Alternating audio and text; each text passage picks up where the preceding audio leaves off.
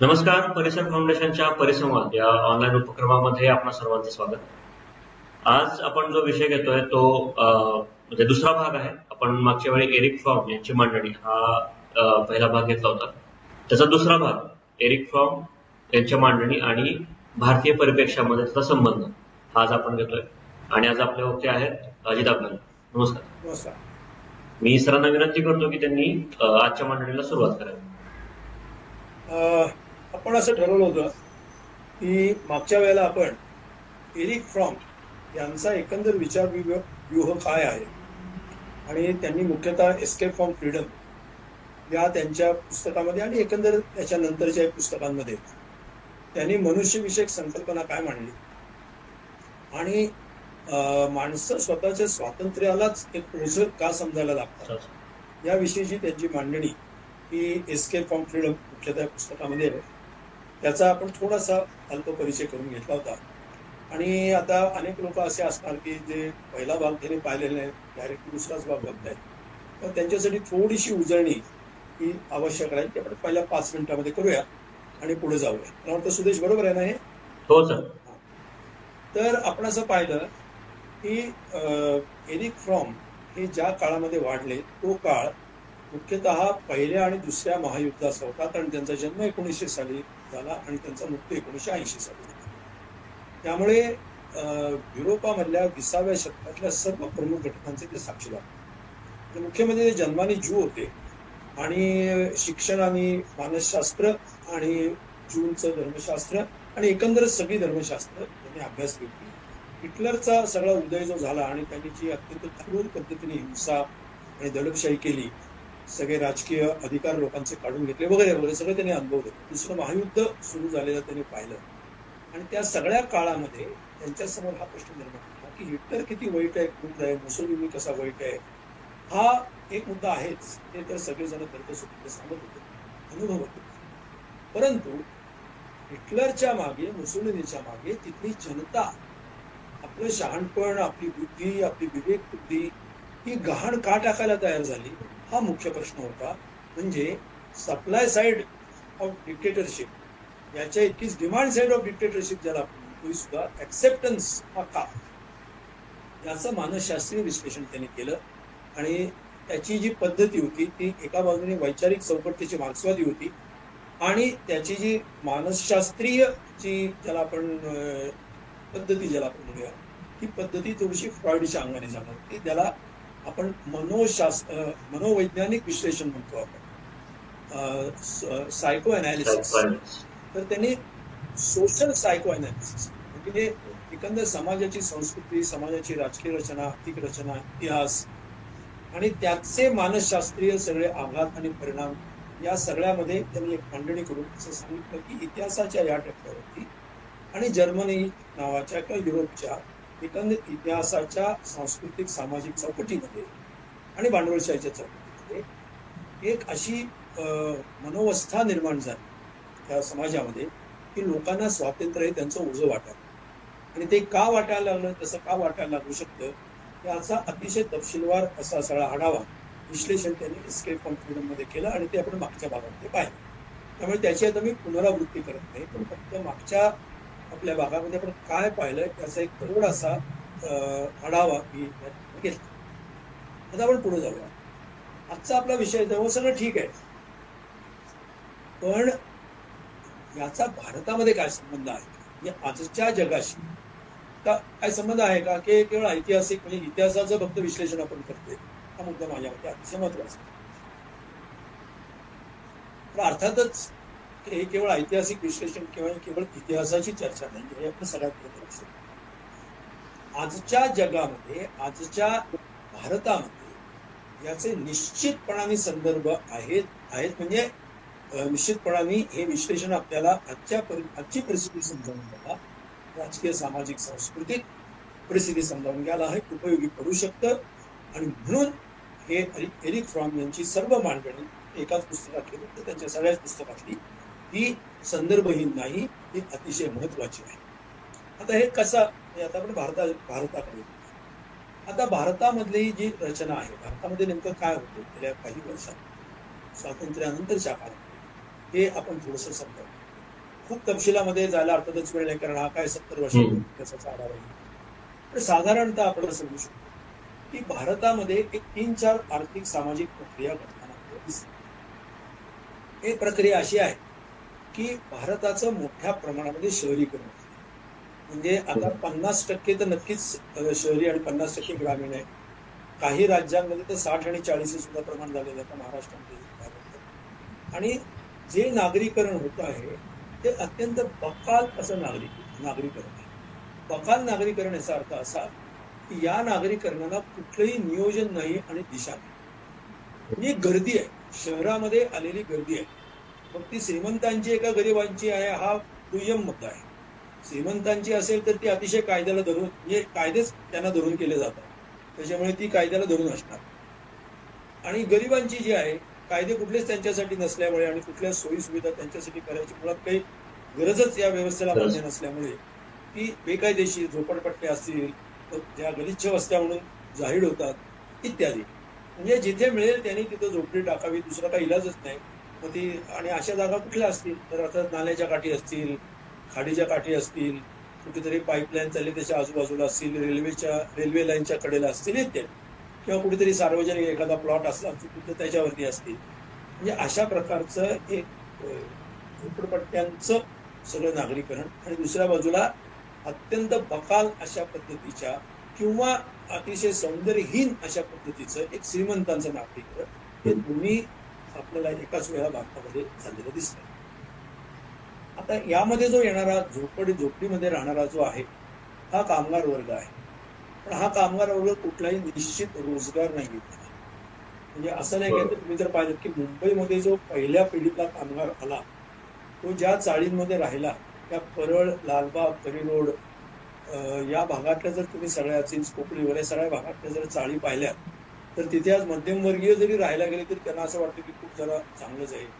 म्हणजे तिथे म्हणजे काही गोष्टी जर सोडल्या की कॉमन टॉयलेट वगैरे, तर त्याची एकंदर स्पेस, त्याची छपराची उंची, त्याची क्वालिटी, त्यातली हवा, हे सगळंच आजची जी कुऱ्हाडी या डोंबिवली, बदलापूर, कल्याण या सगळ्या भागामध्ये जी उभी राहते, किंवा भाईंदर वगैरे वगैरे, या सगळा जो मुंबईचा उपनगराचा जो सगळा भाग आहे त्याच्यापेक्षा ती निश्चितपणाने वरच्या दर्जाचं होतं.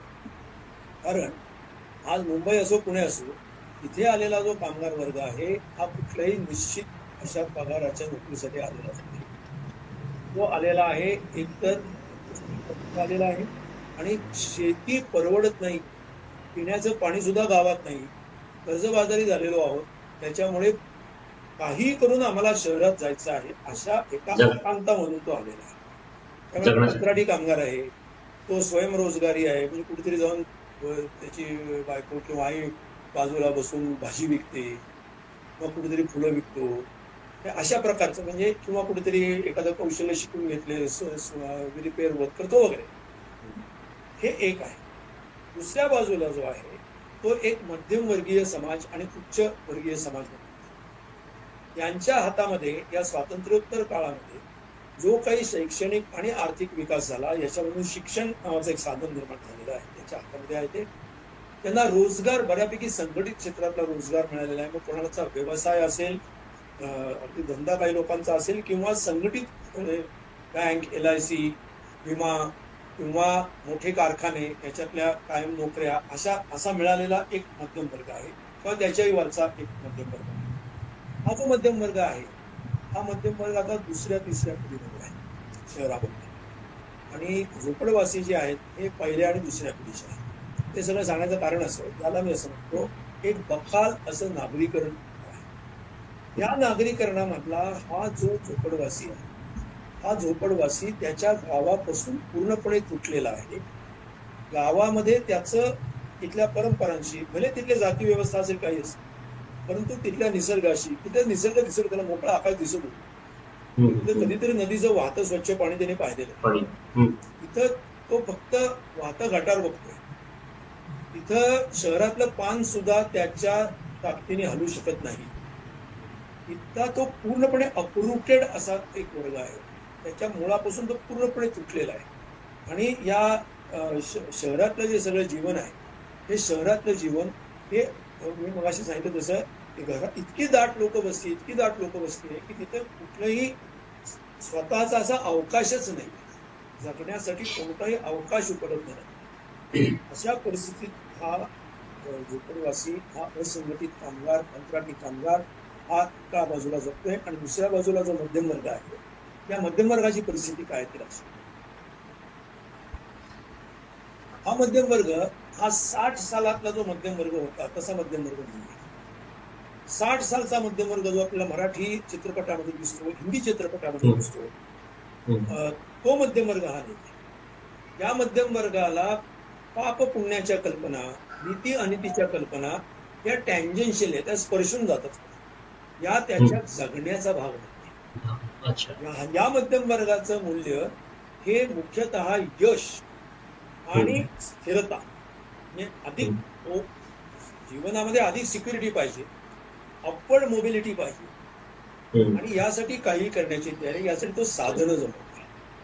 पण या मध्यम वर्गाला तो असं जगत असताना त्याला यश हे एकच त्याचं निकष आहे आणि त्याला काही करून मग तो अगदी वेगवेगळ्या भागात आलेला आहे, मराठवाड्यात आलेला असेल, विदर्भात आलेला असेल किंवा विदर्भातल्या मराठवाड्यातल्या शहरांमध्ये, काही मोठ्या शहरांमध्ये जे निर्माण झाले तिथे गेलेला असेल, कुठूनही तो आलेला असेल, परंतु तो त्याचं एक मध्यमवर्गीकरण जो आहे, त्या मध्यमवर्गीकरणामध्ये त्याला आता चांगलं वाईट, नीती अनिती याचा फार विचार करायचा. सर नीतिमान झालाय सगळा असं मी म्हणत नाही, परंतु त्याला त्याच्या झोपड्यात त्याला अडकायचं नाही. त्याच्यामुळे त्याच्या मनाला अशी फार टोचणी वगैरे लागत नाही कुठल्या गोष्टीची. त्याच्यामुळे यशाची काय त्याची व्याख्या आहे? हा, यशाची व्याख्या त्याची अशी आहे की आपल्याला एक स्थिर नोकरी पाहिजे, आपला मुलगा शक्य झालं तर परदेशात शिकला पाहिजे किंवा परदेशात गेला पाहिजे, आणि आपल्या ज्या परंपरा वगैरे आहेत त्या परंपरा आपण पाळू किंवा न पाळू, परंतु हे जे आपलं आजचं जे आहे हे जीवन हे अपवर्ड मोबाईल राहिलं. बाकी समाजाचा आपल्याला विचार करायचा नाही, चांगल्या वाईटाचा विचार करायचा आणि आजूबाजूच्याही परिस्थितीचा, फार त्याला काय नातेवाईकांचा सुद्धा एका मर्यादेपलीकडे आपल्याला काय विचार करायचा. असा तो स्वतंत्रपणे तुटलेला, विभक्त पद्धतीतला असा हा मध्यम वर्ग आहे. तो आता जॉईंट फॅमिलीतला मध्यम वर्ग नाही. काही असतील परंतु सर्वसाधारण ट्रेंड जो आहे तो असा, आणि शिक्षणाचं प्रमाण हे अर्थातच खूपच वाढलेलं आहे. त्या सगळ्यामधून या मध्यम वर्गाची परिस्थिती अशी आहे की त्याच्या असं लक्षात येतं की आपण आपल्या परंपरांपासून तुटलेलो आहोत, की त्याला थोडीशी बोच आहे. आपल्याला ऍक्च्युली खऱ्या अशा श्रद्धा वगैरे काय फारशा काय राहिलेलं, मग त्याला एक कृतज्ञ श्रद्धांचं समाधान देण्यासाठी हा संघ परिवार किंवा मुस्लिम परिवारामध्ये जर पाहिलं तर त्या तिकडचे तबलीग बिबलीग लोक आहेत ते सगळे काय करत असतात, तर तू कसा आहेस तर त्यांना एक अशा श्रद्धांची अशी साधनं देतात की तू अमुक एक केलंस, तू असा एक भगवा झेंडा लावलास आणि जय श्रीराम म्हणलंस की तुझा इतिहासाशी आणि परंपरेशी आणि धर्माशी नातं जोडलं गेलं. म्हणजे त्याला एक कृतज्ञ समाधान ज्याला आपण म्हणतो, हे कृतज्ञ समाधान, तू त्याला त्याचा देवावरती किती विश्वास आहे हा खूप संशय म्हणजे याचा प्रश्न आहे. म्हणजे पूर्वी त्याचे आई वडील, त्याचे आजोबाजी उपास करत होते, ते जेन्युइनली त्यांचा खरोखर त्याच्यावर विश्वास होता, त्यांनी खरंच काहीतरी आपल्या जीवनात फरक करत होते, विठोबाची भक्ती करत होते, वारीला जात होते, निदान वारीच्या दिवशी काहीतरी करत होते, 4 पावलं चालवत होते. आता हा मध्यम वर्ग तसा नाही. या मध्यम वर्गाला माहितीये की याच्यात काही अर्थ नाही, हे असं काही करण्यात काही मतलब नसतो. पण एक बोच पण आहे की आपण परंपरांची तर तुटलेलो आहोत, आपल्या कुटुंबाशी तुटलेलो आहोत, पण ती कशी कॉम्पेन्सेट कशी करायची, तर त्याच्यासाठी जय श्रीरामची घोषणा द्यायची, किंवा तो इतर धर्माचा असेल तर त्या पद्धतीत, किंवा जातीशी आपलं कनेक्शन ठेवायचं. म्हणजे मग आता हे एक धर्माचं झालं तसं एक जातीचं एक वलय निर्माण, कम्युनिटी. त्याच्यामध्ये 2 भाग आहेत, एक तर काही थोडंफार सिक्युरिटी निर्माण होते आणि दुसरं असं आपण कम्युनिटीशी निगडीत आहोत अशा प्रकारचं एक समाधान सुद्धा प्राप्त. म्हणजे आता लक्षात घ्या, त्याच्यामुळे ज्यांना काहीतरी श्रद्धा आपण व्यक्त, तर असा हा एक मध्यम वर्ग आहे आणि असा हा दुसरा एक कामगारांचा किंवा समाजातला कष्टकरी वर्ग आहे. म्हणजे एका बाजूला एक प्रकारचं बकालीकरण आहे, दुसऱ्या बाजूला मी म्हणतो सांस्कृतिक भणंगीकरण आहे. सांस्कृतिक भणंगीकरण आहे. त्याच्यामुळे एका बाजूला व्हॉट्सअप युनिव्हर्सिटी, दुसऱ्या बाजूला टीव्हीतनं अखंड पाझरणारी ही करमणुकीचा सगळा झरा आणि ऍब्सोल्युटली तटस्थपणे त्रयस्थपणे आपण एक मजा म्हणून हे सगळं बघायचं असतं. आपण त्याच्यात फार गुंतायचं असतं. ही एक सेफ डिस्टन्सिंग ज्याला आपण म्हणतो हे या मध्यम वर्गाने व्यवस्थित करून घेतलं आणि मग त्याचं कॉम्पेन्सेशन की आता आपल्याला हे असं आपण सगळं करतोय याची गिल्ट आहे. मग त्याचं कॉम्पेन्सेशन करण्यासाठी असे जे दिखावे करणारे उत्सव किंवा एक झुंड आपली काहीतरी आहे त्या झुंडीचे आपण भाग आहोत त्याचं एक कृतक समाधान मिळवण्याचे म्हणजे आणि आपल्याला श्रद्धा आहेतच त्याच्यामुळे आपण नाही का म्हणत जय श्रीराम म्हणजे आपली श्रद्धा आहेच की म्हणजे आपण कम्युनिटीशी जोडलेले आहोतच असं स्वतःचीच पाठ फुटून घेण्यासाठी केलेले प्रयत्न कुठं महाकुंभला जाईल कुठं हजला जाईल त्याचं जे काय त्याचे वेगवेगळे धर्मानुसार जे काय व्यक्तिरूप असतील ती होत राहतात. आता गंमत अशी की सांस्कृतिक बनंगीकरण एका बाजूला दुसऱ्या बाजूला बकाल नागरीकरण या दोन्हीमधून एक परिस्थिती काय तयार होते की या दोघांनाही स्वतःच्या एका म्हणजे एरिक फ्रॉमच्या भाषेत सांगायचं झालं तर समाजाशी प्रॉडक्टिव्हली आणि पॉझिटिव्हली जोडलं ज्याला आपण म्हणतो असं ते जोडले जाऊ शकत नाही. ग्रामीण भागातून आलेला जो बकाल अशा वस्त्यांमध्ये राहणारा जो कामगार वर्ग आहे तो शहरामध्ये पूर्णपणे एकाकी झालेला आहे. काही शहरातलं काहीही त्याच्याप्रमाणे हवं पान सुद्धा त्याच्या इच्छेप्रमाणे हवू शकतो.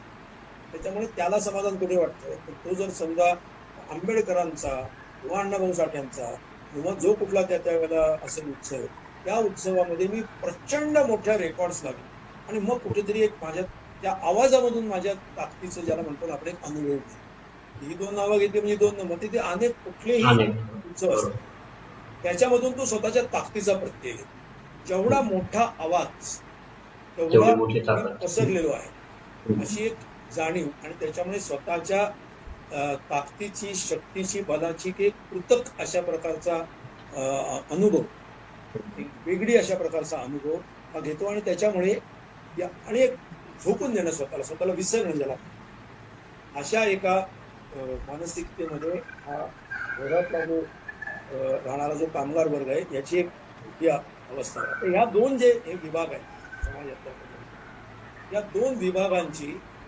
परिस्थिती अशी की दोघांनाही लक्षात आलेलं आहे मध्ये मला लक्षात आलं की आपल्याला काहीतरी नकली श्रद्धांची गरज आहे.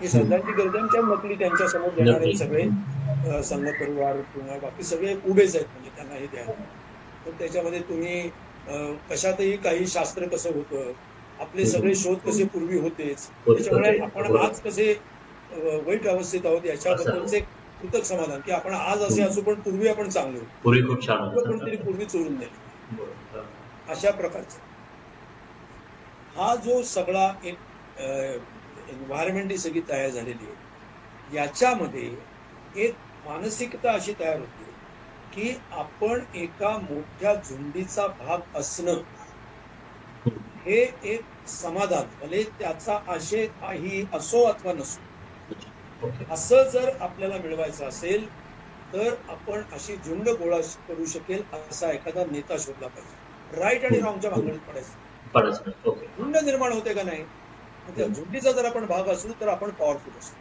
म्हणजे स्वतःची वैयक्तिक एक कॉन्फिडन्स ज्याचा हरवलेला आहे त्याची स्वतःची वैयक्तिक स्वतःवरचा विश्वास ज्याचा कमी झालेला आहे किंवा विश्वास ठेवण्याजोगी परिस्थितीच राहिलेली नाही किंवा काही गिल्ट सुद्धा काही प्रमाणात झालेली आहे. आता जो हा विभाग असतो या विभागाला अशा एका झुंडीचा भाग होणं ही त्याला आवश्यकता वाटते आणि झुंडीचा भाग झाल्यामुळे त्याला एक प्रकारचं समाधान मिळतं कृतक समाधान असतं ते पण ते मिळतं आणि त्याच्यामुळे हे दोन्ही समाज कुठे एकवटू शकतील आणि तर हे अशा प्रकारची झुंड निर्माण करणारे आणि झुंडीसाठी सेफर टार्गेट मग शोधली जातात आणि ती अर्थातच इतिहासामधून आपल्या वर्तमानामधून शोधली जातात काही निर्माण केली जातात आणि काही मूर्ख लोक स्वतःहून टार्गेट आपण कसे बनवू यासाठी जणू काही त्यांच्या हवाली करतात चुकीच्या पद्धतीने त्याच्या तपशिलात मी जाऊन आता विषय आपला डायव्हर्ट करत नाही परंतु सांगायचा मुद्दा असा की अशी टार्गेट्स वीक टार्गेट्स शोधली जातात सध्याचं सगळ्यात वीकेस्ट आणि सगळ्यात कन्फर्म टार्गेट म्हणजे मुस्लिम आहे अर्थात आपल्याला सगळ्यांना माहिती आहे त्याच्यामुळे मग इतर वेळेला इतर जी कुठली सोपी वाटते ती टार्गेट, किंवा असं एक टार्गेट शोधायचं आणि मग त्या टार्गेटच्या विरोधामध्ये आपण सगळे एकत्र येऊन एक झुंडीचा अनुभव घेऊन स्वतःच्या ताकदीचं कृतक समाधान मिळवायचं. ही एक मानसिकता निर्माण होते. कारण का तयार होते? ती नेहमी होत नाही तयार.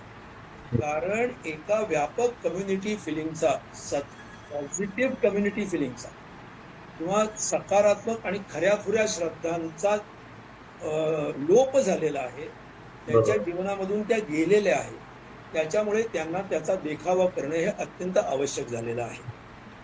म्हणजे आपल्याला असं दिसेल की मधला एक काळ असा होता की आपण फार रूढी परंपरा मानत नाही असं नॅचरली सांगण्याकडे, मानण्याकडे एक कल होता. परंतु तुम्ही जर पाहिलं तर असं मध्यमवर्गीय समाजामध्ये, शहरी मध्यमवर्गीय समाजामध्ये सगळी लग्न आता 4 ते 5 दिवस रिव्हर्स ट्रेंड आहे. कशा करता आहे?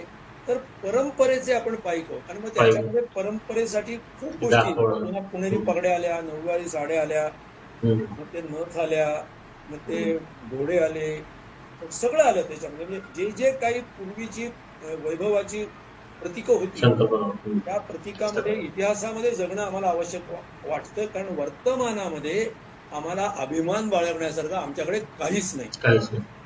याची त्यांना पूर्णपणे खात्री. सॉरी, काय म्हणतो? त्याच्यातून बाहेर पडण्याचा विषय एरिक फ्रॉम काय सांगतो? एक्झॅक्टली. आता हा एक सगळा भाग आहे. त्यामुळे असा नेता कोण?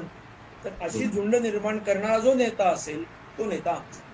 आणि मग लोक असं म्हणतात, बघा एरिक फ्रॉम काय म्हणतो तुम्ही सांगतो याच्यात बाहेर.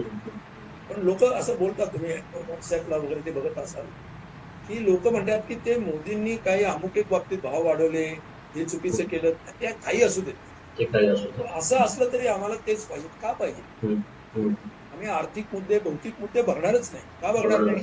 त्याचं कारण आर्थिक आणि भौतिक मुद्द्यांकडे बघितल्यामुळे आम्हाला कदाचित ते गैरसोय, विशेषतः मध्यम वर्गाला, वरच्या वर्गाला ते गैरसोयीच होते. त्याच्यामुळे तिथं आम्ही बघणार नाही. पण ही झुंड निर्माण करणारा आणि झुंडीचं मानसशास्त्र व्यवस्थित समजणारा असा कोण आहे? मग ते सगळे लोक हे आपल्याला भाजप, संघ परिवार आणि अर्थातच नरेंद्र मोदी त्याचे अगदी शीर्षस्थ नेते ते सापडतात. आणि मग खालच्या पातळीवर तर मग त्या राज्य, ते परिसर असेल. आणि मग याच्यामध्ये अजून एक सोय आहे की आम्ही जरी कुठल्या एखाद्या धर्माचं नाव घेतलं तरी आम्ही जातीचा अभिमान पुन्हा ठेवू शकतो. कारण तिथे सुद्धा एक आमची कम्युनिटी आहे. किंवा तो जातीचा अभिमान बाळगून याच्या सहित हे बाळगायचं, असं एक निर्माण झालं. अर्थात महाराष्ट्रामध्ये त्याला थोडासा क्रॉस आलेला आहे. काही ठिकाणी, बीडसारख्या ठिकाणी आता मोठ्या प्रमाणात क्रॉस निर्माण झाला याच्यामध्ये. ही गोष्ट वेगळी आहे. तर ही आता याच्यानं बाहेर काय? ओके, ठीक आहे, पुढे काय करायचं? माझ्या मते याच्यामध्ये होतं एरिक फ्रॉम काय असं आपल्याला रेडीमेड सोल्युशन देत. एरिक फ्रॉम नेमका लोकांना म्हणजे आपण काय केलं पाहिजे? तर थोडक्यात म्हणजे लोकांचे जे जगण्याचे प्रश्न आहेत आणि त्याचप्रमाणे श्रद्धांचे सुद्धा जे प्रश्न आहेत याच्याबद्दल, म्हणजे सांस्कृतिक क्षेत्र जे आहे त्या सांस्कृतिक क्षेत्रामध्ये सुद्धा हा समाज ज्यांना बदलायचा आहे त्यांनी काहीतरी पाऊल टाकलं पाहिजे. लोकांना श्रद्धांची गरज असते. श्रद्धा याचा अर्थ त्या काहीतरी चुकीच्या आणि मूर्खपणाच्या असल्या तरच त्याला श्रद्धा म्हणायचं, हा एक चुकीचा, हा अपसमज आहे. श्रद्धा म्हणजे तरी काय? श्रद्धा याचा अर्थ असा की ज्या प्रत्येक गोष्टीचं अप्रायोरी ऍक्सेप्टन्स मी करतो, म्हणजे अनुभवपूर्व स्वीकार त्याचा मी करतो, किंवा अनुभव विपरीत असला तरी करतो. आता उदाहरणार्थ श्रद्धा शब्दाचा अर्थ, 10 म्हणजे बुद्धी जी आहे ती बुद्धी जिथं दमते किंवा बुद्धी जिथं पूर्णपणाने विचक्षण राहत नाही त्या ठिकाणी श्रद्धा म्हणतात. म्हणजे याचा अर्थ बुद्धिहीन झालं असं म्हणायचं का? नाही, असं नाही. उदाहरणार्थ लोकशाहीवादी माणूस असो किंवा मार्क्सवादी माणूस असो, हा सुद्धा लोकशाहीमधून जनतेचं कल्याण होतं आणि स्वातंत्र्य दिलं तर आपलं हित त्यांना कळू शकतं, हा काय त्याचा प्रत्यक्ष अनुभव नसतो. पण तरीही याच विचारावरती संघटना, संस्था काम करतात, चळवळी काम करतात. म्हणजे लोकशाहीचा विचार हा चांगला विचार आहे ही एका अर्थाने आपली श्रद्धाच असते. ती श्रद्धा चुकीची असं माझं म्हणणं नाही, त्या अनुभवाने सिद्धही झालेली आहे. पण हुकुमशाही त्याच्यापेक्षा जास्त वाईट आहे, हा नक्की अनुभव आहे आपला. परंतु अनेक बाबतीमध्ये सगळी माहिती जर सगळ्या लोकांना दिली तर लोक योग्य निवड करतील, हा प्रत्यक्ष अनुभव आपला असतो का खरं म्हणजे जीवनामध्ये प्रत्येक कार्यकर्त्याचा खरं म्हणजे नसतो. परंतु आपण याच्यावरती एक विश्वास ठेवतो. म्हणजे एका अर्थाने पाहिलं तर आपली लोकशाही म्हणा, या समता म्हणा, या मूल्यांवरती एक प्रकारची श्रद्धा असते. फक्त ती श्रद्धा कशी असते?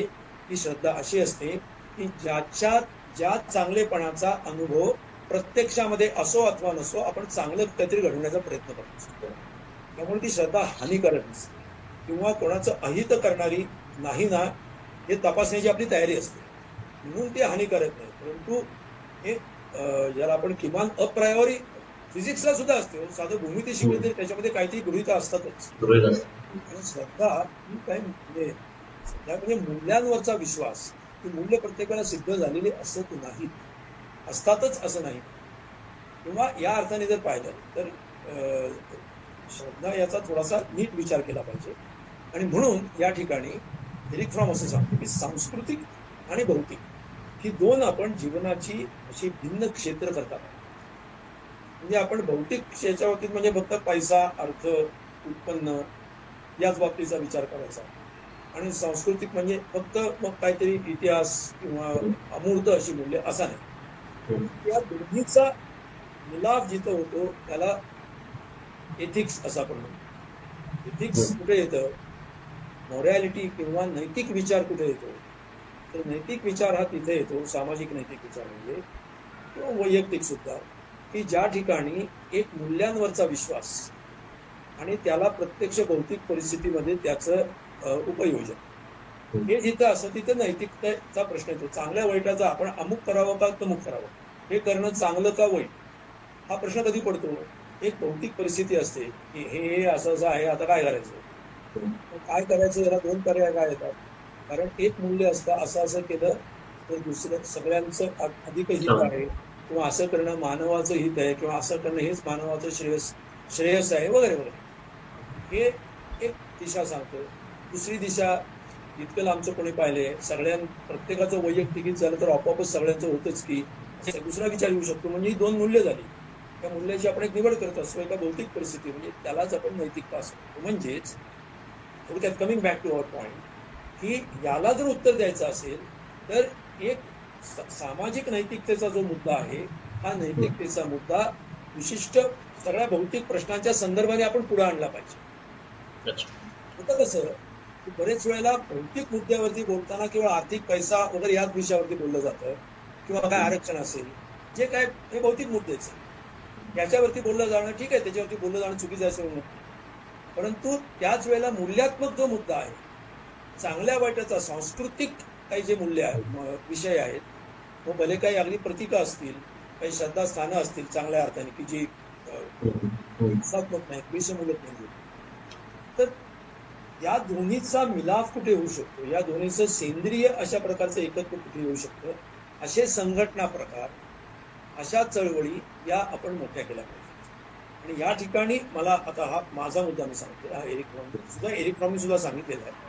एरिक फ्रॉमने अनेक उदाहरणार्थ त्यांचं to have or to be, ते सांगतात की जीवन मूल्य काहीतरी नवीन आपण जोपर्यंत सांगत नाही, उदाहरणार्थ जगायचं कशा करता, केवळ अधिकाधिक संचय करण्यासाठी जगायचं का, अधिक मानवी अस्तित्वाचा अधिक अनुभव घेण्यासाठी जगायचं, अधिक बहुआयामी जगणं, आणि हे महत्वाचं आहे का संचय करणं महत्वाचं आहे? तर आता कोणी म्हणते ना, समाजवादी मनुष्य म्हणत नाही संचय करणं महत्वाचं नाही, परंतु भांडवलशाही एक संस्कृती तयार करते की जी संचयाची असते, आणि ती कामगार आणि कष्टकरी वर्गात सुद्धा रक्तात पाझरलेली असते. तर त्याच्यातून जर त्यांना बाहेर काढायचं असेल तर आपल्याला मोर ऑफ द सेम असं करून न चालता एक मूल्यात्मक, त्याला आपण म्हणतो, सुद्धा संस्कार चळवळीमध्ये आणला पाहिजे.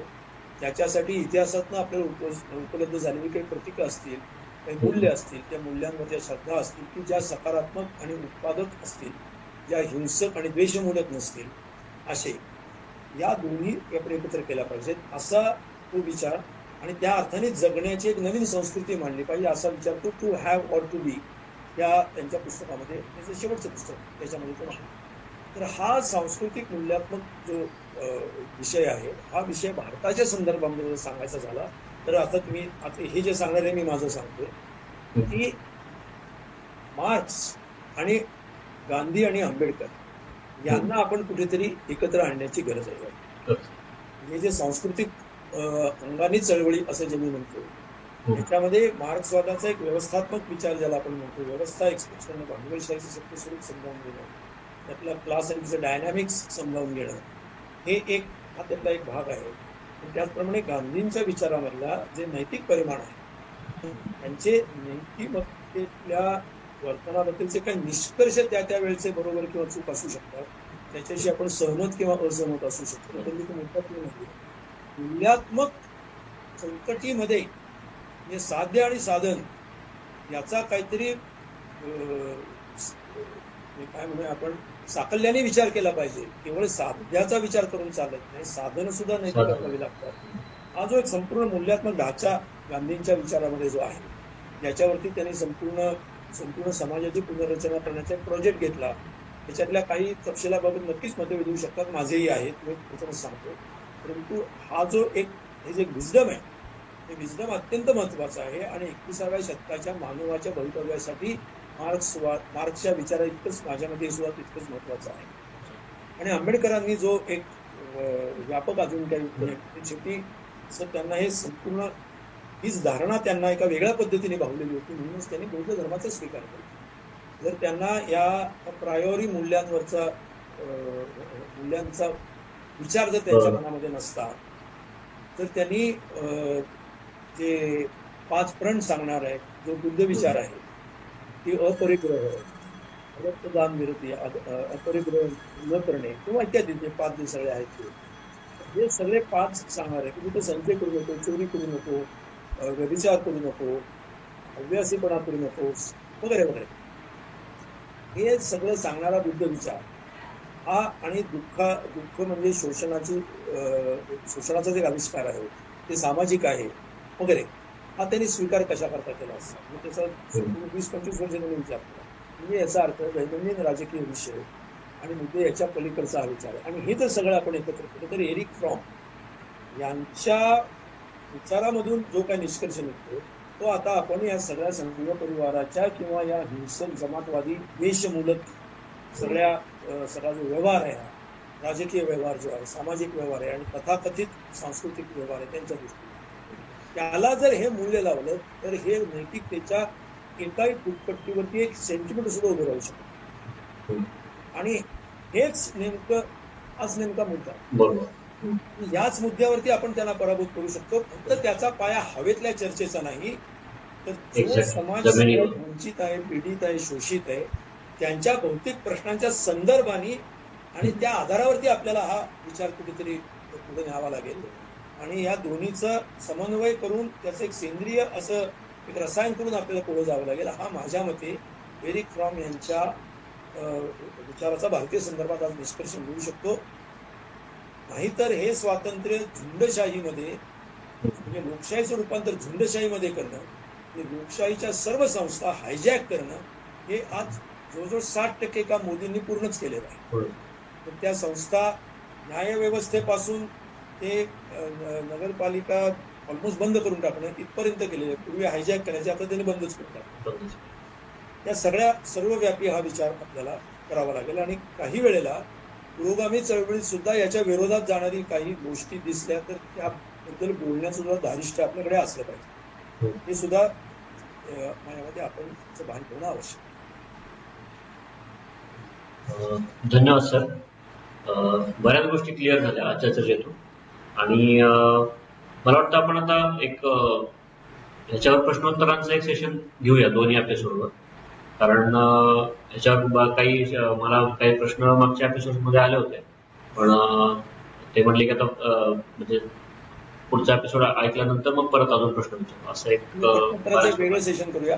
हा, प्रश्नोत्तरांचं वेगळं सेशन करूया. ठीक आहे, काहीच हरकत नाही. ही मांडणी जी आता मी केली या म्हणजे काही सबस्टन्स काही मला वाटतं मिळालेला असेल असं मी समजतो. येस, नक्की. ठीक आहे, ओके. थँक्यू. थँक्यू.